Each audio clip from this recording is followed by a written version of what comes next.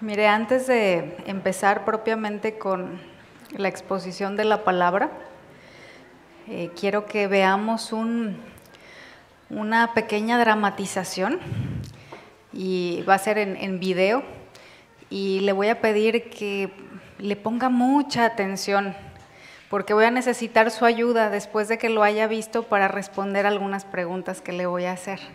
Entonces, va a ser importante que se fije en los detalles.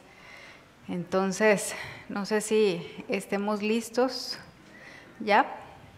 Sí. Muy bien, muchas gracias.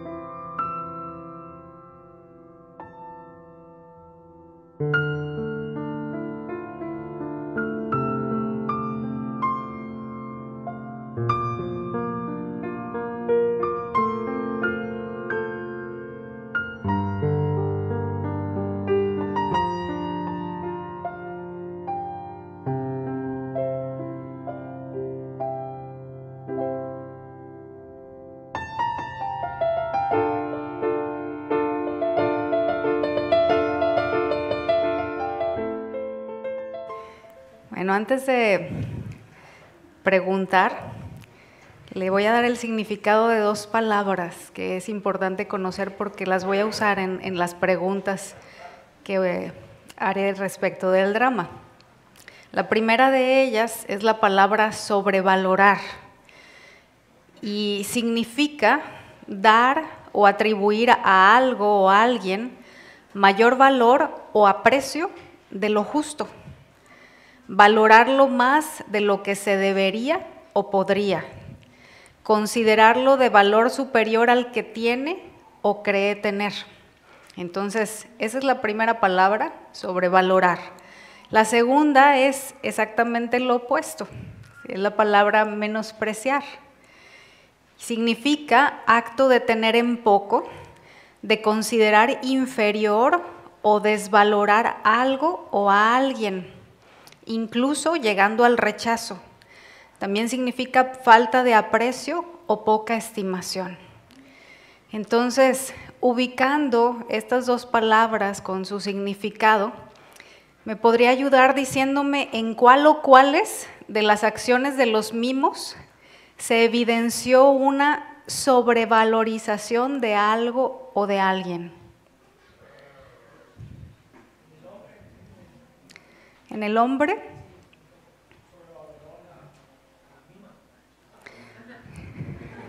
El mimo sobrevaloró a la mima, ¿verdad? Sí, muy bien. Ok, ¿y en cuál o cuáles de las acciones se evidenció un menosprecio hacia algo o hacia alguien?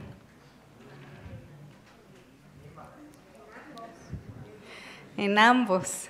A ver, Carla, ¿podrías detallarlo un poquito más?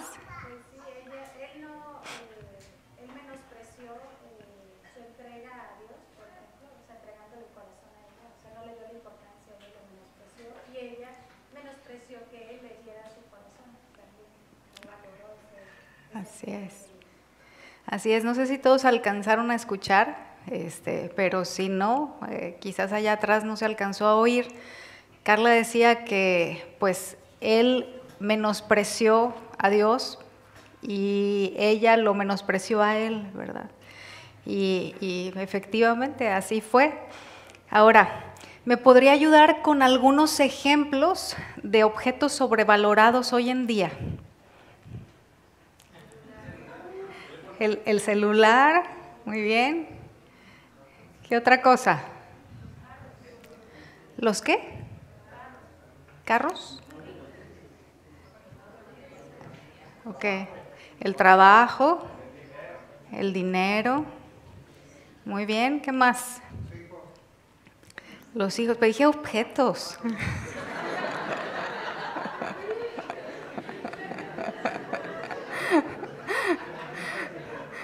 Muy bien. ¿Se le ocurre algo más? ¿La casa? Ok. No sé si ha puesto atención, por ejemplo, en la ropa de temporada, como cuando está dentro de la temporada o previo a la temporada, está bien cara, ¿no? Y ya que pasa la temporada, la rematan. Entonces, en un momento se sobrevalora y ya después como que queda en el precio más adecuado, ¿verdad? Entonces, los remates de ropa de invierno en primavera y de ropa de verano en otoño, ¿verdad? Porque pues es algo que sucede. En el tiempo de la Segunda Guerra Mundial, los nazis saquearon y robaron muchas obras de arte, como pinturas, esculturas, etcétera, y dieron muerte a muchos con tal de obtenerlas, ya que Hitler tenía un afecto particular por este tipo de cosas. Ahora la pregunta es, ¿esos objetos valían esas vidas o es debido a una sobrevalorización de estos que pasó lo que pasó? Una sobrevalorización, ¿verdad? Bueno, ahora por favor ayúdeme con ejemplos de menosprecio hacia las cosas. Vamos empezando por ahí. Menosprecio hacia las cosas. ¿Qué se le ocurre? La Biblia. Ok. La palabra de Dios. Muy bien. El tiempo. La oportunidad de reunirnos. Ok. ¿Qué más? Pietro, ¿ibas a decir algo? No, el tiempo. El tiempo. Bueno. ¿Qué tal de la perspectiva que tenemos del medio ambiente? Hay muchas personas que hacen un uso irracional de los recursos naturales, ¿sí? Lejos de cuidar, los descuidan y no les ocasiona el mayor conflicto. O sea, tiran la basura y no sienten ninguna pena, ningún remordimiento por ello, ¿no? Y un ejemplo de esto es el uso de las botellas de plástico a diestra y siniestra, sin que haya realmente la necesidad en muchas ocasiones, ¿no? Porque me puede resultar más cómodo correr a la tienda de la esquina que desde casa preparar una botellita con agua, ¿verdad? Y llevármela a donde voy. Entonces, pues creo que en alguna medida ubicamos el impacto que esto está teniendo en nuestro planeta y es un claro menosprecio del hábitat en el cual vivimos y del que somos solamente administradores, no los dueños, ¿verdad? Ahora, pasando a otras cosas, ¿qué me dice de la salud del cuerpo que Dios nos prestó? Ay, vamos a entrar aquí en este cuerpo que es prestado. Luego nos da señales de alerta con síntomas que experimentamos para que le demos seguimiento, ¿verdad? Es parte de la bondad de Dios esos síntomas, no es como que, oh, ya me duele la rodilla, ¿por qué? ¿Por qué? ¿Por qué? Pues es una señal de alerta. Y no atendemos, no le damos seguimiento, lo dejamos pasar, en ocasiones al punto de poner en peligro la vida con nuestro proceder, porque hemos sobrevalorado aquello que hace daño y menospreciado esta vasija, ¿sí? Que es el cuerpo que nos prestaron. Y vamos a pasar a otro ejemplo más crudo. ¿Qué me dice del aborto y la eutanasia? La eutanasia que muchos le han llamado, ¿verdad?, para que se escuche no como lo que es, muerte asistida. Que en este caso va más allá del menosprecio, ¿sí? Porque vimos que el significado de esta palabra es asignar menor valor o aprecio del que se debe de tener. En el caso del aborto y la eutanasia, se cae en un desprecio. Y aquí quiero que ponga atención en esta tercera palabrita, ¿verdad? Porque desprecio ya es otorgar ningún valor o estimación, ¿sí? En el caso del menosprecio es, como la misma palabra lo dice, menos precio. Pero en el caso del desprecio es, no hay nada, ¿sí? No se le asigna ningún valor, ninguna estimación, en este caso por la vida. Y las clases políticas y religiosas de nuestros tiempos están dando un alto valor a prácticas como el aborto, la eutanasia que acabo de mencionar, pero también otras cosas como el matrimonio homosexual, la teoría crítica de la raza, que no sé si ha escuchado esta frase, ¿verdad?, que está tan de moda de un tiempito para acá, eso de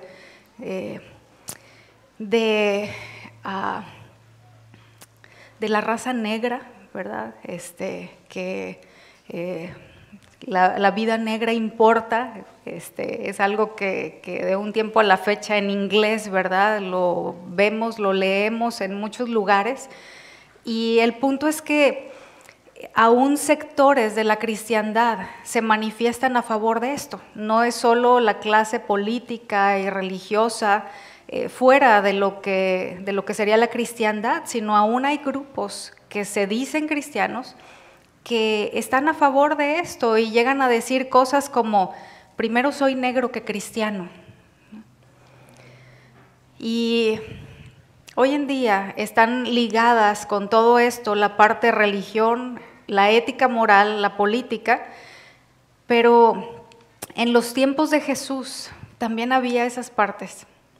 Sí, quizás no se hablaba de los mismos temas que hoy en día, pero sobrevaloraban algunas cosas y menospreciaban otras, aunque con una forma distinta. Es decir, el exterior se veía diferente, pero la esencia venía a ser la misma.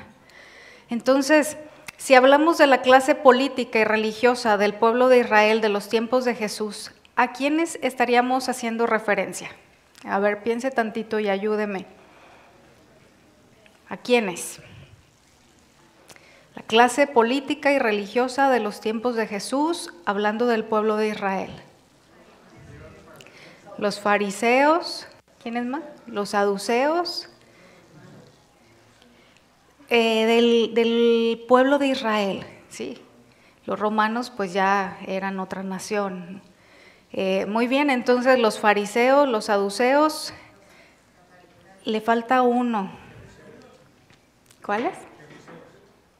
Los escribas, sí. Los escribas eran los maestros autorizados para enseñar la ley de Dios, es decir, eran pues, parte de la parte religiosa.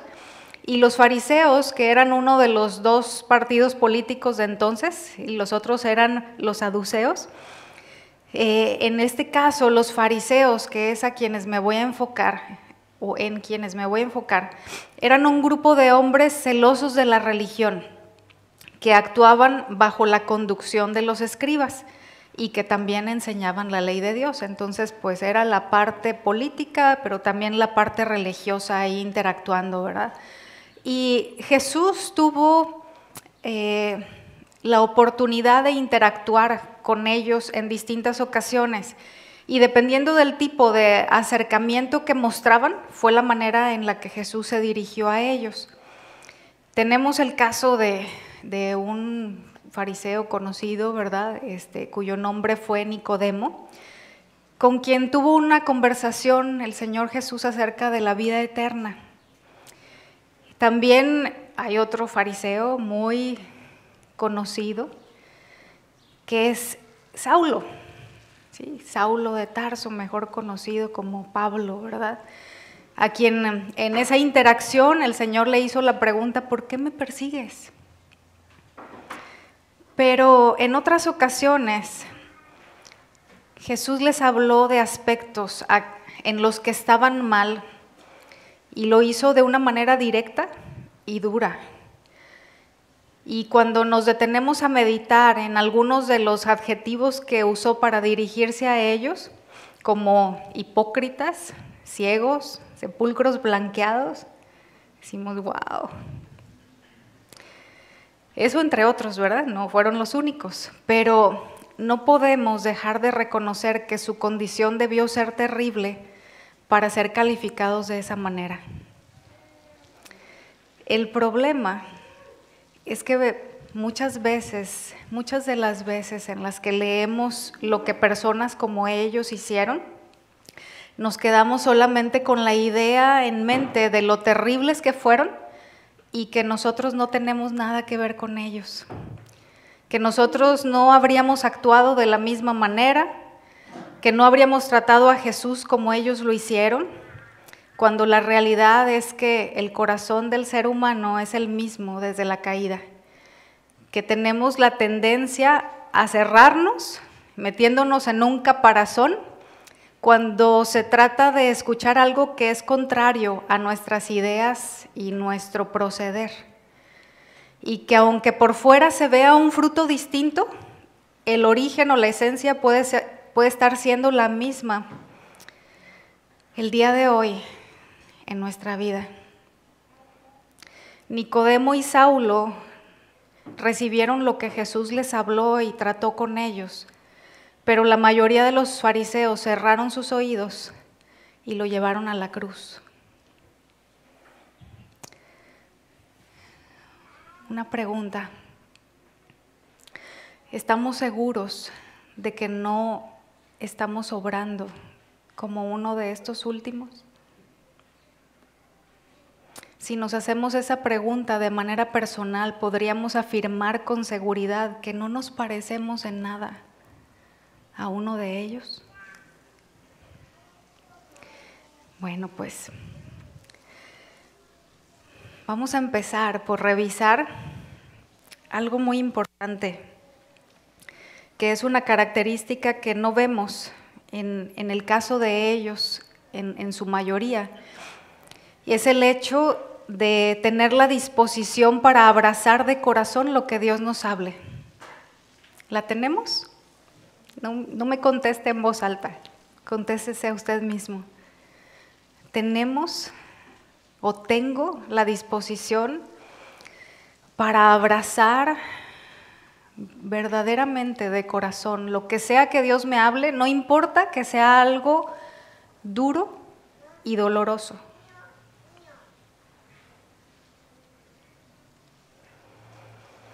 Si respondió que sí a esa pregunta, vamos a orar. ¿Sí? Abroche sus cinturones, salgamos del caparazón y oremos. Señor, te damos gracias por tu palabra, gracias por tu bondad, gracias porque es una muestra de tu amor, Señor, el que tengamos la oportunidad de sentarnos a tus pies y que tú nos enseñes y que tú nos hables de la manera que consideres necesario, Señor, que tú nos hagas entender y nos instruyas a cada uno, Señor, conforme a lo que sabes que requerimos. Tú nos conoces, Señor, y sabes la manera de llegar a cada uno de nosotros. Te rogamos, Señor, por tu ayuda y por aquellos, te ruego, Señor, que han dado una respuesta afirmativa a esta pregunta. Señor, que tu gracia opere en nuestras vidas y recibamos de ti lo necesario, Señor, para responder de una manera que te honre. En el nombre de Jesús. Amén. Le voy a pedir que por favor vaya abriendo su Biblia en Mateo, capítulo 23. Vamos a estar leyendo varios versículos de este capítulo. Ya le voy a ir diciendo con cuál empezaremos. La mayoría de ellos se los voy a leer en la Nueva Traducción Viviente, a excepción de uno solamente que se lo voy a leer en la Reina Valera y yo le voy a indicar cuál es ese versículo que leeré en esa versión. Mateo capítulo 23. Vamos a leer el versículo 2, pero antes de darle lectura, quiero comentarle un poquito del contexto.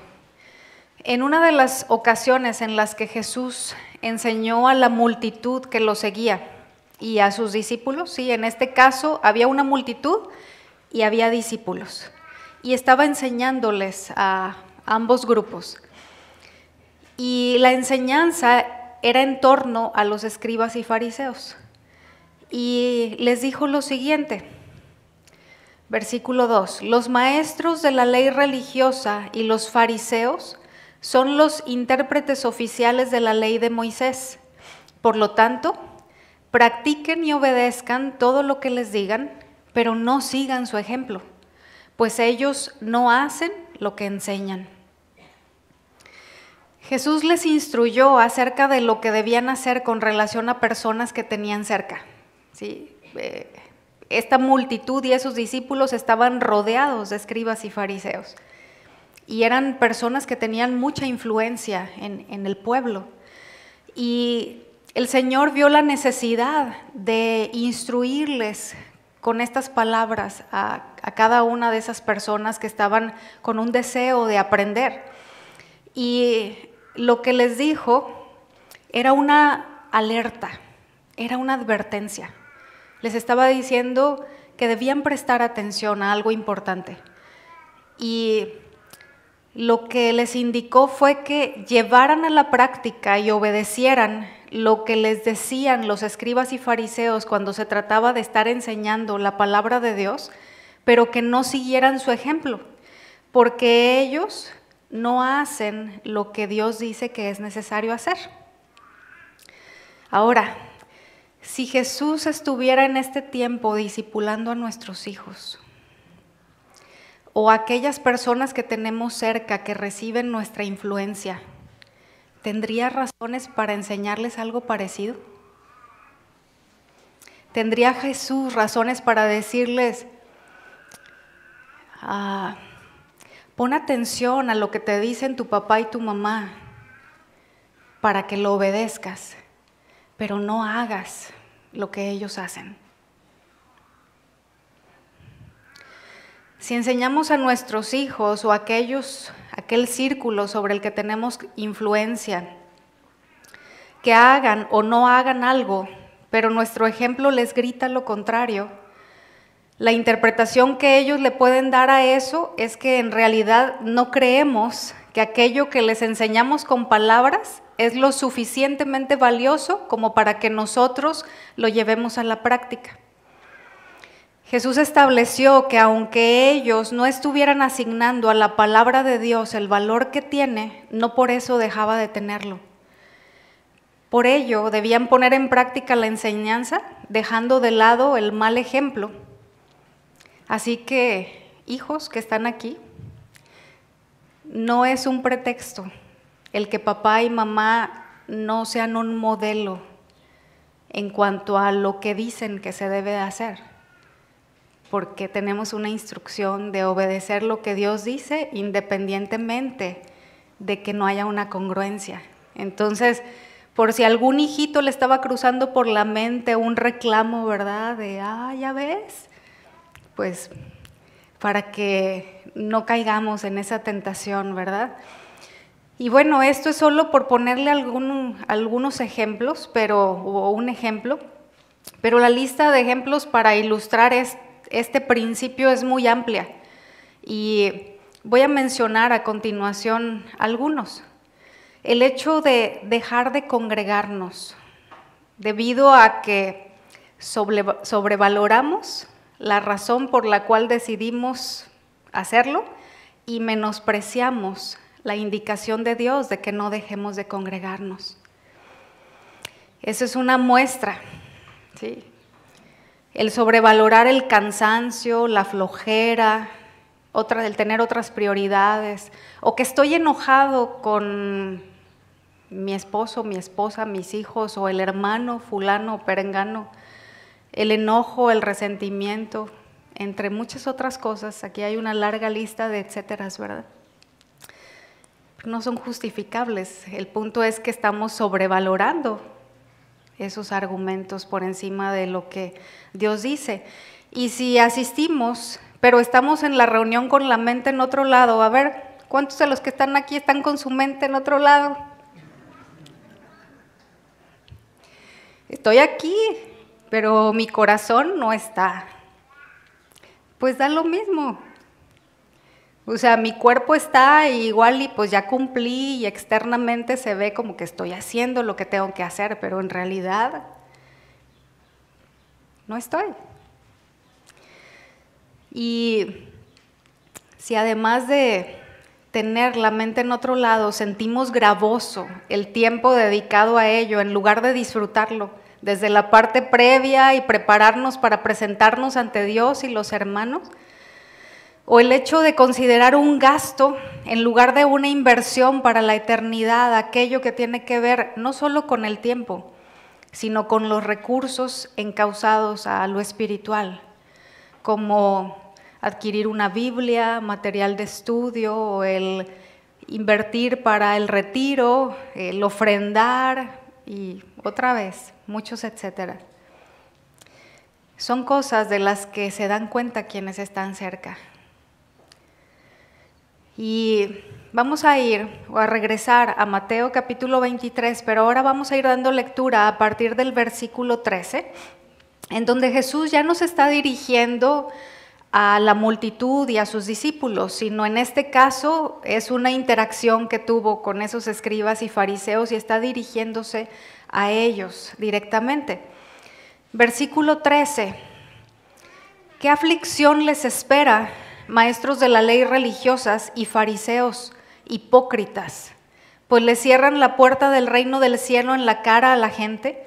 Ustedes no entrarán, ni tampoco dejan que los demás entren. Todos ellos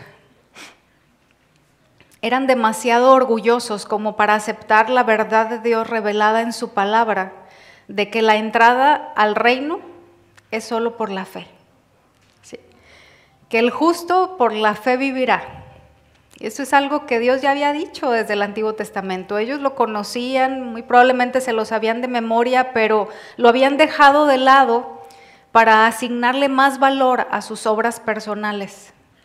Habían sobrevalorado sus obras y menospreciado la gracia a la que se accede solo mediante la confianza en aquel que nos ofrece como regalo la salvación.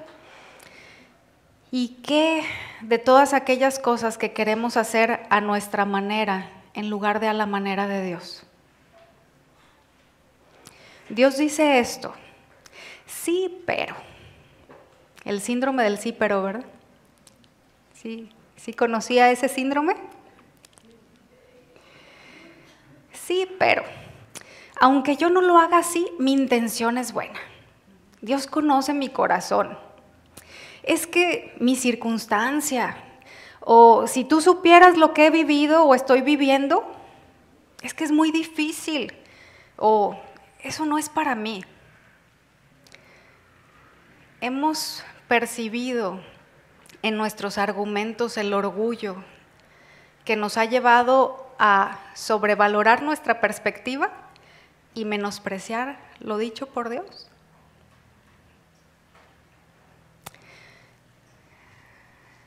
Antes de seguir avanzando, para aquellos que anotan, el título de esta enseñanza es ¿realmente valoro mi relación con Dios? A manera de pregunta. Versículo 14. Ay de vosotros, escribas y fariseos, hipócritas, porque devoráis las casas de las viudas y como pretexto hacéis largas oraciones. Por esto recibiréis mayor condenación. Jesús les dice que su condena sería mayor debido a que al pecado de hipocresía se sumaba la codicia. ¿Sí? Ya para este punto, en 2 ocasiones les dijo hipócritas. Pero además les dice, devoran las casas de las viudas, es decir, dejaban en la ruina, se aprovechaban de las mujeres que habían perdido a su esposo. La codicia nos lleva a sobrevalorar las cosas materiales y a menospreciar lo que es de verdadero valor a los ojos de Dios. Allá cerca de donde vivimos, en Londres, hay la estación de tren que nos queda más cerca. Hay un anuncio, bueno, hay muchos anuncios, ¿verdad? Pero uno de ellos que me llamó la atención, está en la parte del fondo del anuncio un basurero, ¿sí? Se ve en la parte del fondo una serie de artículos, ¿verdad? Ahí amontonados así, montañas de basura. Y enfrente, en la imagen, está una niña diciendo que es tonto tirar cosas que pueden ser útiles para otros. Y cuando yo vi ese anuncio, me quedé meditando en cuántas vidas se sacrificaron para adquirir esas cosas materiales. No sé si usted lo había pensado, pero al ver esas montañas de basura, yo pensaba, ¿cuántas vidas se sacrificaron por eso que ahorita está ahí tirado? No solo de tiempo de vida, son años de trabajo que en muchos casos implicaron dejar de lado lo verdaderamente valioso a los ojos de Dios, ¿sí? Como el tiempo en familia, la atención y el cuidado de la relación matrimonial y de los hijos, la salud y sobre todo la relación con Dios. ¿A quiénes hemos robado o estamos robando debido a la codicia? Versículo 15. ¿Qué aflicción les espera, maestros de la ley religiosa y fariseos, hipócritas? Pues cruzan tierra y mar para ganar un solo seguidor y luego lo convierten en un hijo del infierno 2 veces peor que ustedes mismos. Los escribas y fariseos yo creo que todos lo sabemos, se aferraban a tradiciones y a doctrinas de hombres por las que luchaban, sin importarles la salud moral y espiritual de aquellos a quienes adoctrinaban, ni el hecho de que terminaran peores que ellos, ¿verdad? Para ellos era un logro, si esos discípulos eran más luchones y más aferrados que ellos mismos. Ahora, el hecho de asignar un mayor valor a argumentos, a hábitos, a prácticas y enseñanzas humanas que a la palabra de Dios, que es aquello que va al corazón, porque nos demanda confianza, negación, obediencia, es sobrevalorar lo primero y menospreciar lo segundo. Y qué importante, hermanos, que dediquemos un tiempo, ¿sí? Un tiempo serio, a revisar cuidadosamente lo que hacemos e ir al origen de por qué lo hacemos. Porque quizás externamente se puede ver muy piadoso, quizás en el exterior se pueda ver, tener una apariencia de que pues lo hacemos para Dios y soy muy celoso, ¿verdad?, de guardar esto o aquello, pero revisemos si el origen de eso no es algo que está en el hombre, como era el caso de los escribas y fariseos. Que nos aseguremos de que aquello que llevamos a cabo tenga su origen en el Señor y no en el hombre. Ahora, por otro lado, si solo nos enfocamos en enseñar reglas, ¿sí?, una larga lista de nos y una lista más cortita de sís, ¿verdad? Es algo que nos lleva a centrar la atención en lo externo, ¿sí? Si solo nos enfocamos en las reglas. Es enfocarnos en la conducta en lugar de llegar al origen de la conducta, porque lo que se hace en el exterior se origina en lo que está dentro, en nuestro corazón. Entonces, si actuamos de esta manera, vamos a estar reproduciendo fariseitos o fariseotes, porque quizás terminen yendo por ese camino más lejos que nosotros, así como estos prosélitos o discípulos de los fariseos. Versículo 16, guías ciegos, ¿qué aflicción les espera? Pues dicen que no significa nada jurar por el templo de Dios, pero que el que jura por el oro del templo está obligado a cumplir ese juramento. Ciegos tontos, ¿qué es más importante, el oro o el templo que lo hace sagrado? Y dicen que jurar por el altar no impone una obligación, pero jurar por las ofrendas que están sobre el altar sí le impone. ¿Qué ciegos son? Pues, ¿qué es más importante, la ofrenda sobre el altar o el altar que hace que la ofrenda sea sagrada?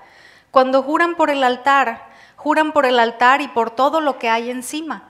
Cuando juran por el templo, no solo juran por el templo, sino por Dios, quien vive allí. Y cuando juran por el cielo, juran por el trono y por Dios, quien se sienta en el trono. Estos, ¿sí?, tenían la mala intención, la razón de llevar a cabo esto, ¿sí?, de hacer esa separación y de enseñar esto que en realidad no era algo establecido por Dios, tenía la intención de hacer creer a la gente que el tesoro del templo, que era el resultado de las ofrendas, era lo más importante del santuario, ¿sí?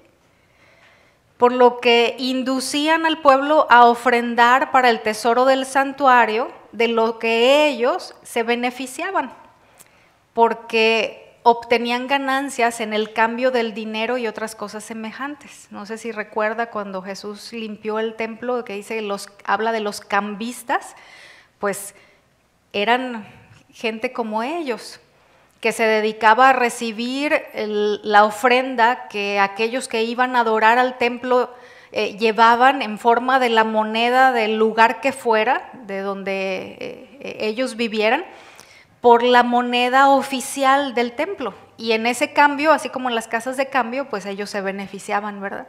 Entonces el enfoque estaba en jurar de esta manera por esa razón.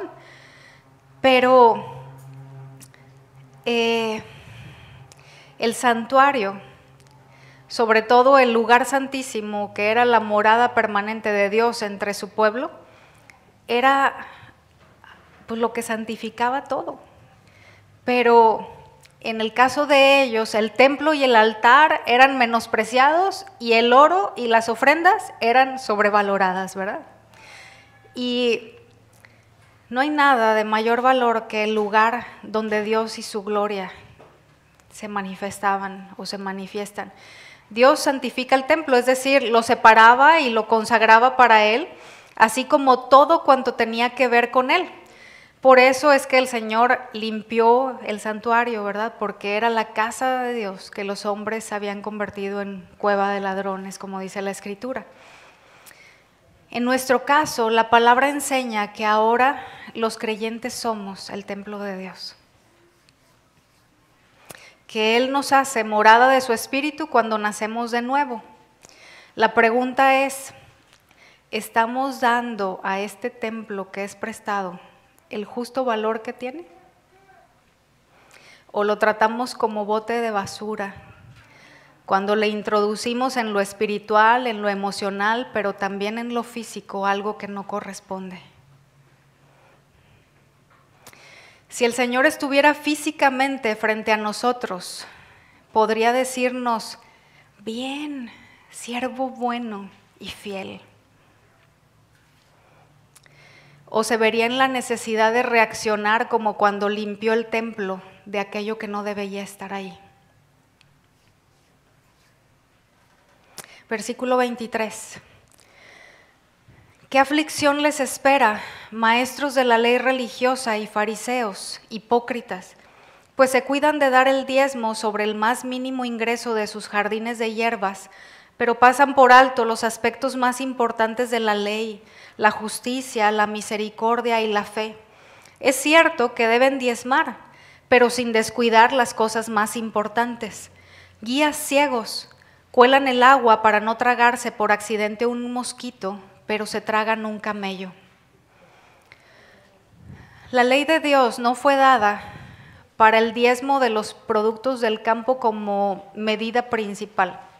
Sí, ese no era ni es el objetivo principal de la ley que Dios dio, sino para una correcta práctica de lo que aquí nos dice, la justicia, la misericordia y la fidelidad. Estos son los elementos principales que Dios busca en la vida de quienes somos su pueblo. Pero los escribas y los fariseos diezmaban de todo, ¿sí? Incluso en otras versiones dice que la menta, el comino, es decir, las hierbitas hasta más pequeñitas que podían producir en sus campos y que a veces incluso germinaban solitas, ni siquiera era que ellos las sembraban y trabajaran por ello, hasta eso diezmaban, porque sobrevaloraban la alabanza de los hombres y menospreciaban la obediencia y el honrar a Dios en ello. Pasando por alto lo que nos enseña la Escritura, que no vamos a ir ahí, pero si gusta anotarlo, en 1 Samuel, capítulo 15, versículo 22, dice que el obedecer es mejor que cualquier sacrificio. En nuestra relación con Dios, ¿qué nos motiva a llevar a cabo prácticas o disciplinas piadosas, como la oración, la lectura de la palabra, el congregarnos, el servir, el ofrendar, y podríamos mencionar más cosas? ¿Qué es lo que me motiva? ¿Un anhelo ferviente por conocer más al amado del cielo? ¿Un deseo de profundizar nuestros afectos por Él y por aquello que Él ama? ¿O ser visto, crear una imagen, recibir reconocimiento o alabanza de los hombres? No es posible tener comunión con Dios si tenemos motivaciones como estas. No podemos decir que realmente valoro mi relación con Dios si tengo motivaciones como estas, porque eso me lleva a que mi relación con Dios pues sea inexistente. Versículo 25.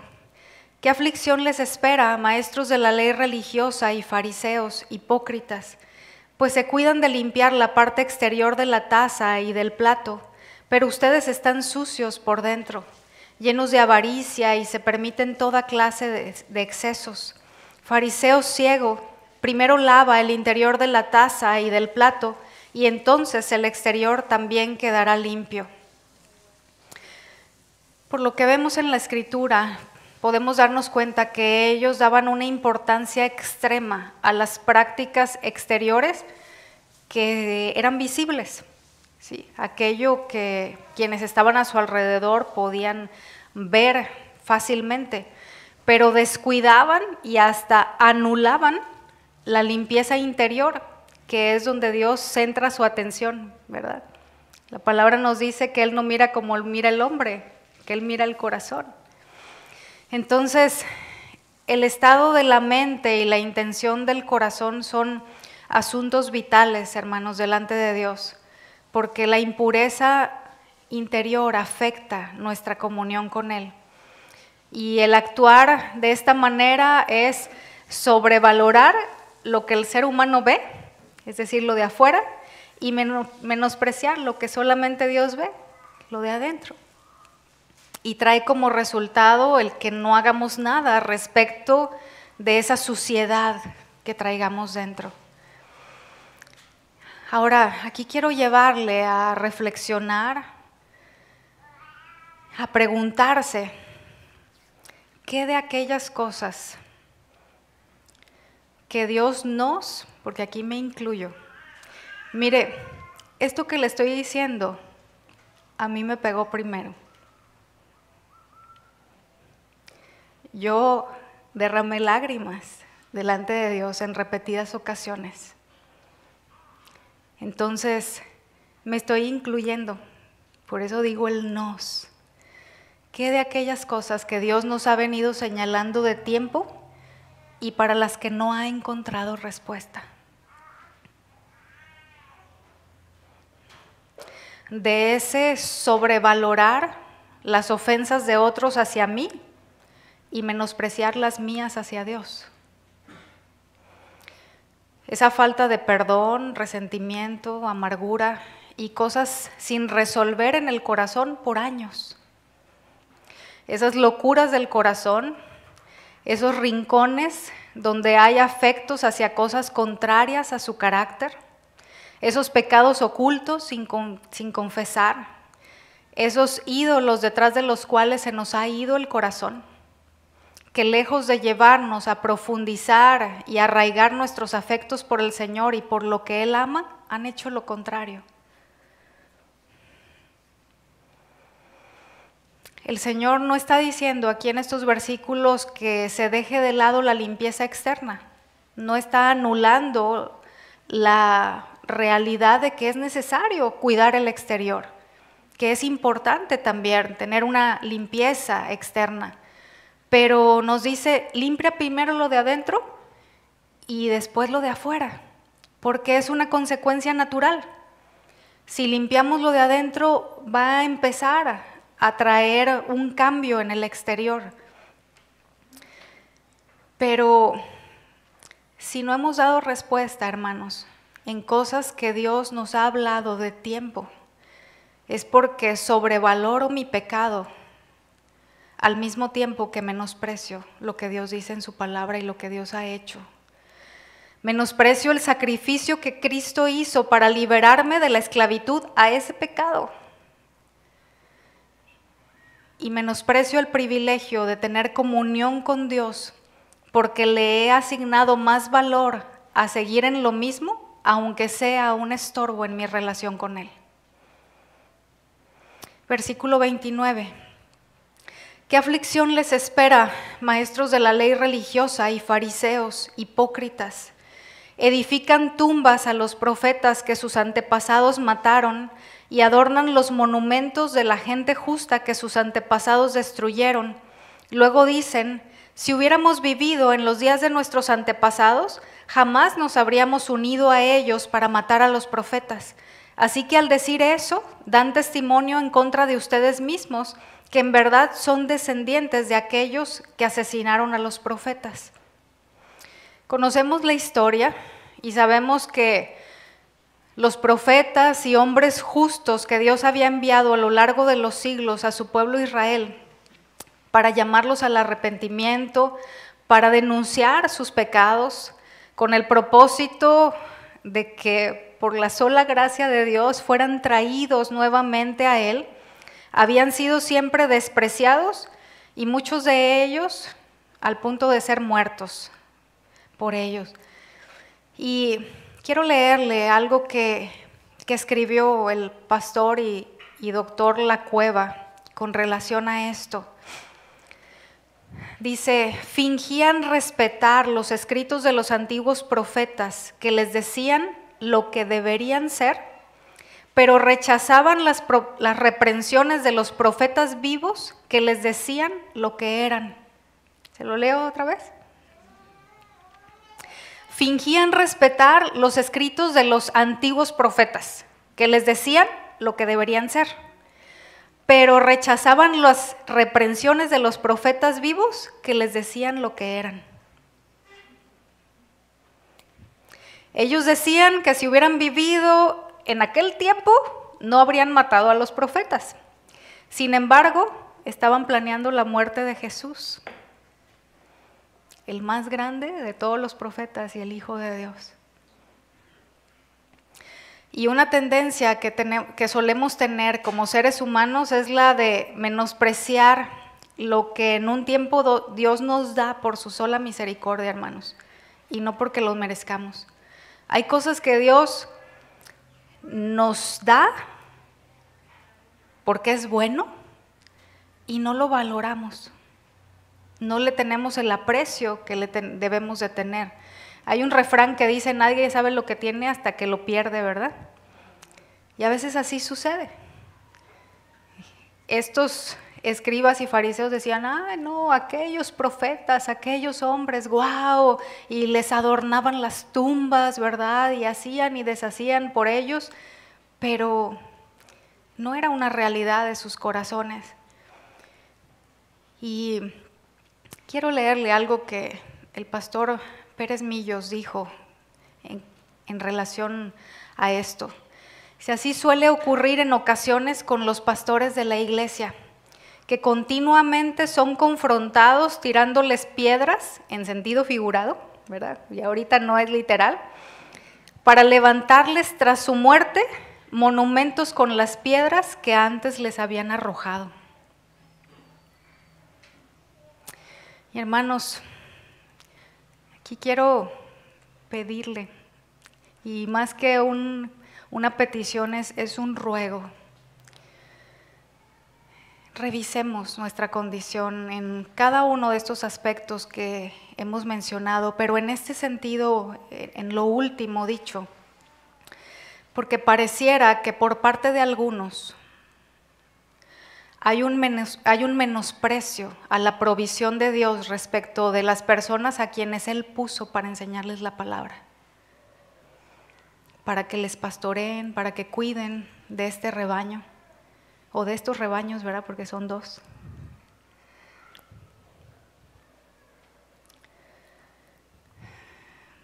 Medite en eso. Muchas veces cuando miramos al pasado, en el recuerdo histórico de la vida de Jesús, nos sentimos inclinados a pensar que le hubiésemos sido fieles cuando todos le despreciaban, que nos hubiésemos opuesto o aún luchado contra quienes intentaban su muerte. Sin embargo, el mismo Señor está presente por su Espíritu en nuestros días, manifestándose en su palabra y redarguyendo nuestros corazones, y aún así nuestra fidelidad queda de lado en muchas ocasiones en cosas que exigen mucho menos que dar nuestra vida por Él. Simplemente demandan sencilla obediencia a la palabra. Así que sobrevalorar un rato más de sueño, un tiempo más dedicado a un quehacer, un entretenimiento, a un ser amado, a un gusto, una actividad, el ejercicio, un pendiente de trabajo, y etcétera, etcétera. Son ejemplos de que solemos no dar la vida por Él en cosas tan sencillas como estas. Así que no somos mejores. que los escribas y fariseos.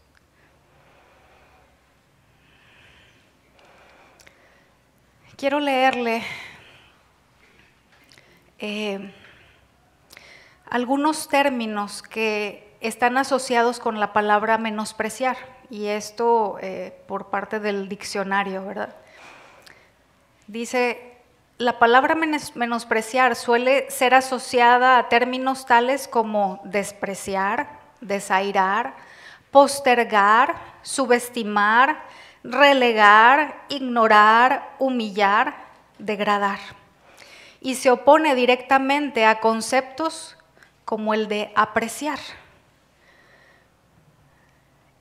Y no sé si puso atención, pero yo me di cuenta con mucho dolor que estos términos asociados a menosprecio son términos que reflejan muchas veces nuestra conducta.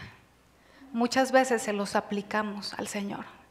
Muchas veces lo despreciamos, lo desairamos, postergamos cosas que Él nos está hablando, que Él nos está pidiendo, subestimamos, relegamos, ignoramos, le humillamos, le degradamos.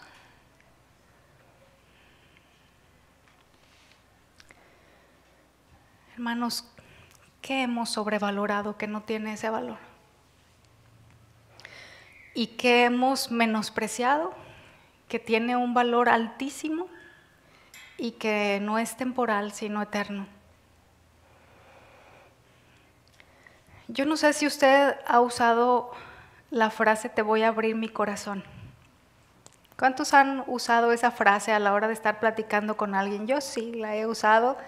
He de confesar que no en muchas ocasiones.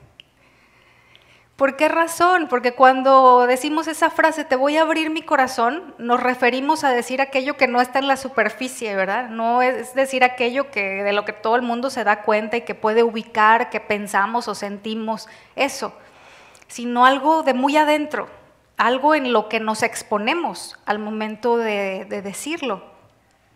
Porque es dejar ver y entregar aquello que nos implica el riesgo de que no se valore y que traiga como resultado un dolor profundo a nuestro corazón. Entonces, pues regularmente no nos exponemos a diestra y siniestra, ¿verdad? Hace unos días estaba orando por este retiro y en esa oración le dije al Señor, Señor, por favor ayúdame a capturar la esencia de lo que hay en tu corazón y a transmitirlo a los tuyos. ¿Recuerda el video que vimos al principio? Lo que recibimos es una manera en la que Dios pone su corazón en nuestras manos, hermanos, por decirlo de alguna manera. ¿Cuántas veces hemos hecho a Dios lo que la chica hizo con el corazón del muchacho?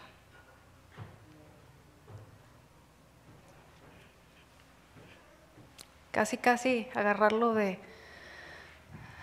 balón de básquet, ¿verdad? No se vio, creo, que la chica hiciera eso en ese video. Hay otros en donde sí lo hizo, ok.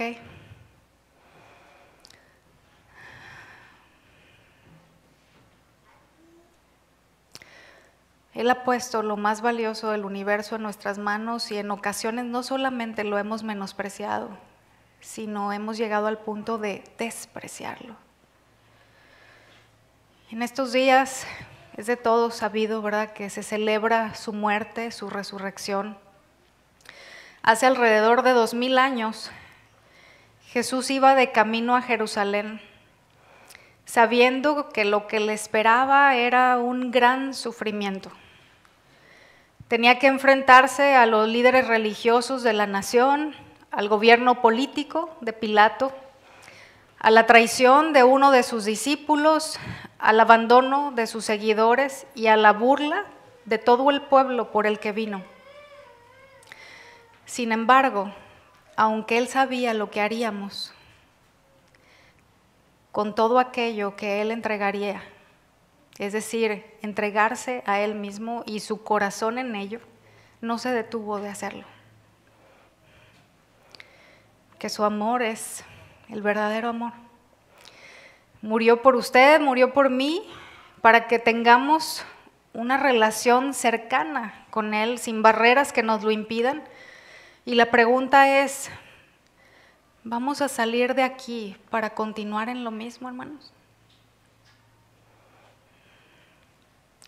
Lo que hemos hecho en el pasado no lo podemos cambiar. Pero ¿qué haremos con lo del día de hoy y el día de mañana, si Él nos permite? Yo entiendo que esto que le estoy hablando es algo muy fuerte. Y en esas lágrimas derramadas, al estar delante de Dios, primeramente por lo que Él me estaba hablando a título personal, pero también experimentando dolor por la falta de respuesta que a veces también vemos a nuestro alrededor. Y Dios hablándome acerca de esto, yo le decía, ay Señor, es que esto es tan duro. Pero sabe una cosa, no es más que una muestra del amor de Dios. Podemos otra vez cerrar nuestros oídos, meternos en el caparazón. ¿Por qué? Porque me está confrontando con mi condición, con aquello que pienso, con mi proceder, y seguir en lo mismo. O podemos ser congruentes con lo que veíamos al inicio, ¿verdad? De realmente reconocer que somos susceptibles a actuar como actuaron estos hombres, que el corazón del ser humano es el mismo desde la caída y que en mí está el dar respuestas diferentes, que en mí está definir de cuál grupo seré, de los que escuchan su voz a pesar del dolor que eso produzca y atienden la instrucción, o de los que rechazan y le siguen clavando. Le voy a pedir que se ponga de pie, por favor.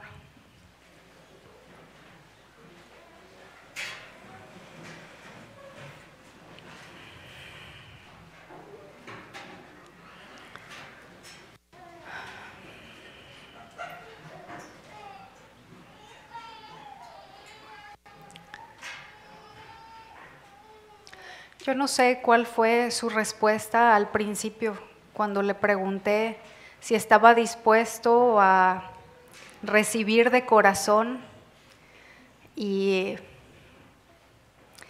sin implicar lo duro y lo doloroso que fuera abrazar aquello que Dios nos hablara. Si su respuesta fue afirmativa en ese momento, pues gloria a Dios, gracias al Señor que nos inclina el corazón de esa manera y que podemos orar en congruencia a esto. Si su respuesta no fue afirmativa en aquel momento, yo espero que el hecho de estar delante de Dios hablándonos por su palabra haya quebrantado cualquier dureza.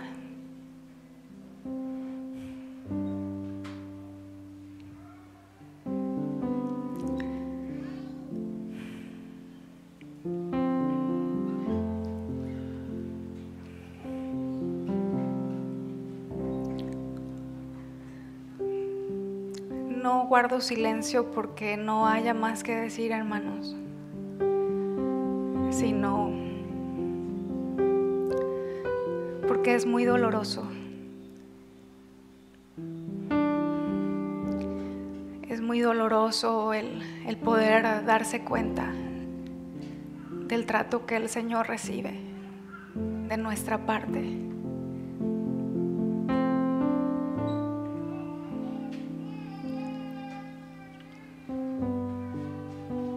Cuando merece algo tan distinto.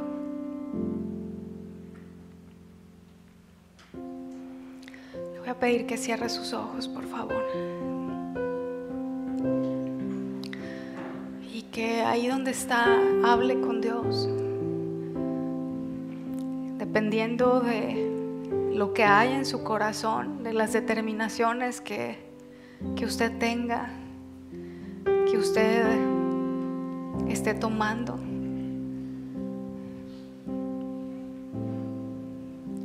Hable con Él.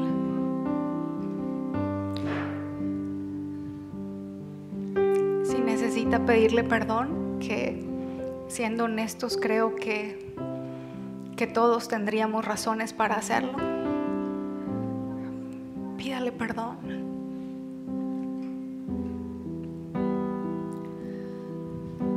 Si se dio cuenta de que ha sobrevalorado muchas cosas que no tienen valor, para menospreciar aquello que sí lo tiene, pida perdón al Señor. La palabra nos enseña que Él siempre está dispuesto para recibirnos.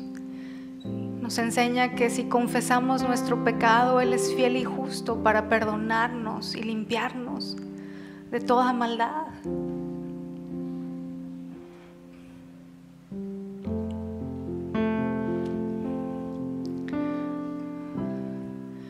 Y creo que dentro de ese arrepentimiento al que necesitamos llegar,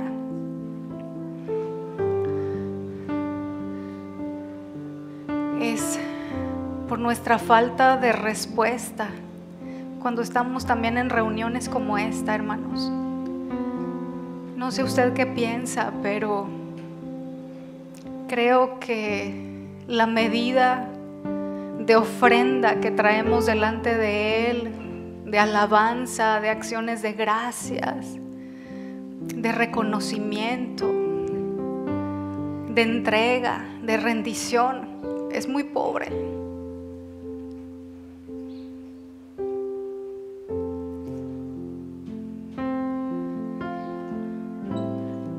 Es miserable muchas veces.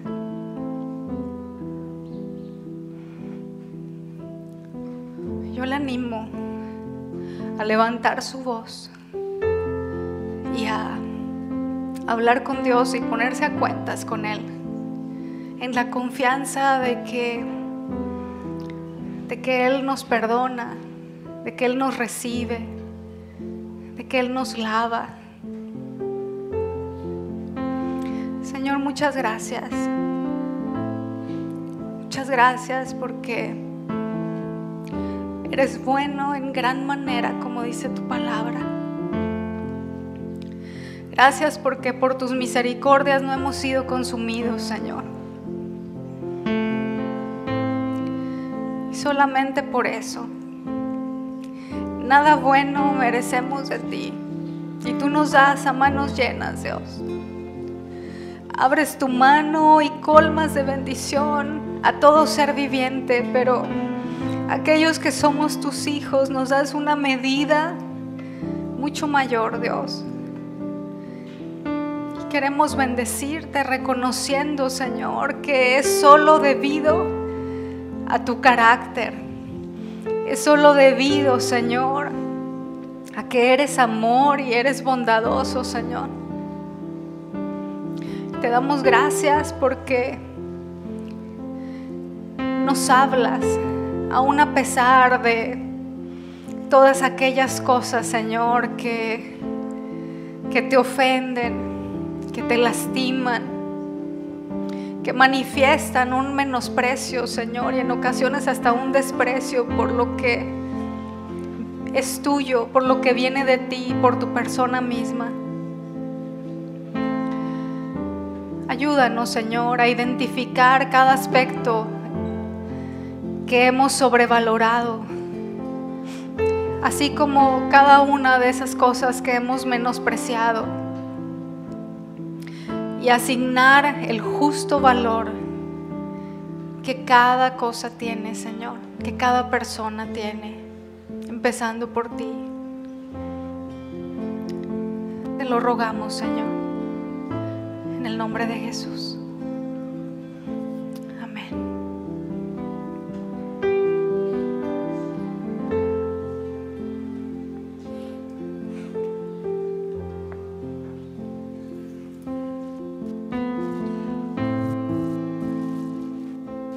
los auto. Sí. ¿Sabe? Dios siempre ha tratado esta parte con su pueblo. A través del profeta Isaías dijo lo siguiente: por cuanto este pueblo se me acerca con sus palabras y me honra con sus labios, pero aleja de mí su corazón, y su veneración hacia mí es solo una tradición aprendida de memoria. Jesús, citando este texto, dijo: este pueblo de labios me honra, pero su corazón está lejos de mí. Hay todo un libro en el Antiguo Testamento que habla acerca del menosprecio, ¿sabe? El menosprecio a sus obras, a todo lo que Dios había hecho por su pueblo, el menosprecio a su presencia y el menosprecio a su palabra. Es el libro de Malaquías. Y empieza exhortando a sus ministros, y por supuesto cómo eso iba y golpeaba al pueblo de Dios, terminando con una nula relación con Él. Yo le doy gracias a Dios porque estoy seguro que Dios habló a nuestro corazón a través de nuestra pastora Rocío, ¿cierto? Ahora es, ¿qué vamos a hacer con eso? ¿Qué vamos a hacer con lo que Dios nos habla? Como lo hemos mencionado muchas veces, ¿no? No sirve de nada. Necesitamos tomar decisiones, ¿cierto?